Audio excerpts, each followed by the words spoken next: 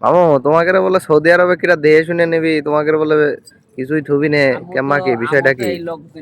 এই লোকই খুঁজতেছি যে সৌদি আরবে আমাদের যে কি বলে কিরা কি করবে, আমি এই লোকই তো দেখতেছি, আমি এই মেসেজ দিকে খুঁজতেছি।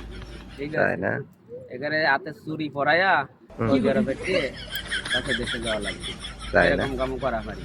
ইনশাআল্লাহ। করিনে মনে করো যে সব বাংলাদেশি কারো পেটে লাথি দিনে। দ্বিতীয় কথা হচ্ছে যে এটা রমজান মাসটা বারাক, তারপরে খেলা দেখাইতেছি, খেলা হোক।